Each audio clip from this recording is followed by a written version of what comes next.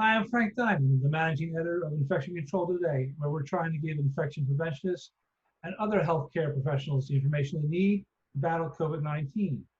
With me today is Dr. Kevin Kavanagh. He is no stranger to Infection Control Today. In fact, he's an integral part of our magazine. He sits on our editorial advisory board, is a frequent contributor to our website and our print publication. He has an article coming out in our October issue about COVID-19 and schools and how they should reopen. So Dr. Kavanagh, what did you find out? Well, one thing is that we really do need to pay attention to the science, and we need to guard our children. That's probably two of the most important factors. There are too many that think, well, we can just open up schools and we don't need to do much different rather than putting our children at school because they're very low risk. Well, there's two factors which I think you need to realize. One is that the children do become infected with the virus almost as frequently as adults, and they can spread the virus. They're just asymptomatic carriers. One study found that approximately 80% of children who are infected with the SARS-CoV-2 virus are asymptomatic. But that does not mean that they cannot spread it to their parents and guardians who are looking after them. And also, close to 24% of teachers are at high risk for developing COVID-19. The second factor is that even though children are not at a very high risk for dying, they still may develop long-term effects from this virus. And this includes those that are asymptomatic carriers. In children less than age 19, only about 2% are hospitalized. But even those children and children who are asymptomatic may be at risk for long-term damage and effects on their heart. It's not likely to happen, but it certainly can. As you know, we have recent reports out of Penn State that up to 15% of their college football players who tested positive for COVID-19, and this includes both symptomatic and asymptomatic patients, had a myocarditis. And this may present many years down the line with a cardiac myopathy.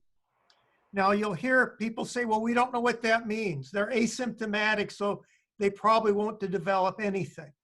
Well, the problem with that narrative is we just don't know. And dilated cardiomyopathy, which is the most common type, almost 50% of those are idiopathic, or you do not know what caused them, and it's felt to be caused by an asymptomatic viral myocarditis. And so that this is cause for concern. And as you know, children can also rarely develop that Kawasaki-like disease, which can occur in approximately 1% or less of those that develop COVID-19, and that is a severe illness and can be very, very life-threatening. In your article, and I encourage everybody to read the article when it comes out in an October issue, you mentioned you don't talk about COVID-19, although a lot of it is about COVID-19 in schools, but you also talk about how our schools are built and have not really been maintained and are not safe for children to protect them against a lot of pathogens. Is that correct? Well, that's correct, Frank. Our schools in many areas are just plain dying. Their infrastructure is crumbling. Their windows don't open. The air really is not safe. Even before COVID-19, it was well known that if your child goes to school, you may well get more colds and also could come down with the flu. They are not healthy buildings. And so we do need to take this time and upgrade the infrastructure of our schools. This includes bigger classrooms, more hand washing stations, but also better circulation of air, filtration of air, and cleaning of the air. Look what the airline industry has done for airplanes. They place a number of people inside a small metal tube, but rarely are you hearing about them getting infections. Why? They have excellent circulation of air, excellent cleaning of air, They require everyone to wear masks, and whenever possible, they are employing social distancing. The same needs to be done for our schools. Wearing of masks and social distancing, not and or, but both. And social distancing needs to be a minimum of 6 feet. One of the things we've learned about this virus is that under certain circumstances, it can aerosolize, and this includes loud speech, actively screaming, talking loudly, and in that case, cloth masks and the 6-foot rule may not be enough. And this is the reason why you also need a variety of interventions, including upgrading the school's air systems. I think the CDC has some guidelines for office buildings as far as refurbishing their airflow to make sure they're safe before they open. Is that not the case? I believe that is correct, and the same should apply for schools. It really is crucial. We need to pay attention to the infrastructure. We need to learn to live with the virus. Now, some will say, well, this epidemic will go away. Well, you know, it really doesn't matter. Our children are our most precious asset. They should be in a healthy environment. And if it cuts down on the spread of the flu, the spread of colds, of other pathogens, that investment will be well worth it. And so this is something we really need to do. And we need to open up schools at a time when it is safe to do so. What I mean by that is a community spread of the virus needs to be low. And currently we are getting into almost an untenable position where neither alternative is good. Where if students stay home, they will possibly suffer psychological damage and loss of socialization skills. Or if they go to school, it's too risky. And all of this is a result of society not following public health advice and driving down the community infection rate and our test positivity rate to less than 1. And I'm saying less than 1. You will hear less than 5, but Frank, that is a bare minimum, the number 5.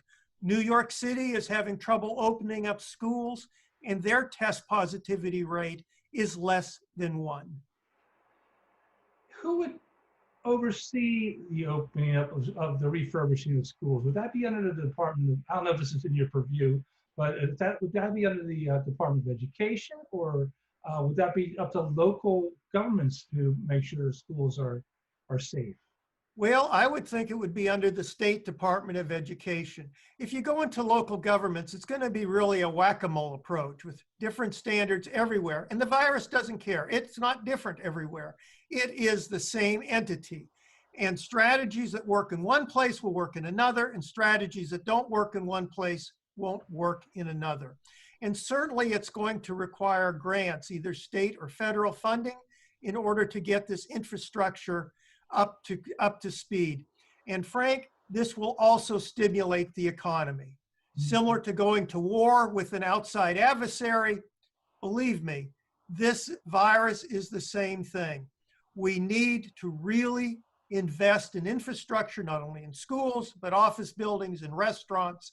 All of this will require money. I think state grants would be great. And I also think that that's a way to stimulate our economy, let alone increase the safety of our children. As you know, because you do write for us and you write for our website a lot and write for our print publication, and you're on our editorial advisory board. A good part of our readership comprises infection preventionists. How do they fit into this scenario at all with schools and school safety? Well, definitely. I think you'll find that infection preventionists in this type of climate are just not healthcare employed personnel.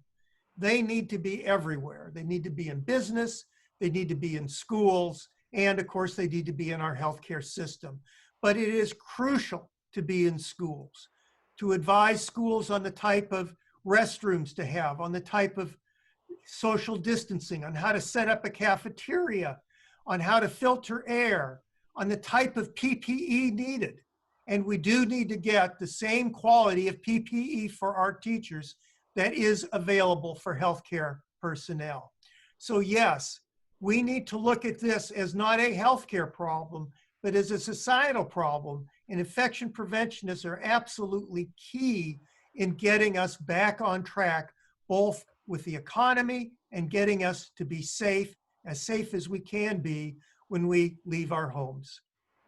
Dr. Kevin Kavanagh, thank you so much again for visiting Infection Control Today. And you have a great article coming out in our October issue, and you're posting stuff on our website. And it's all very fascinating stuff. I appreciate it.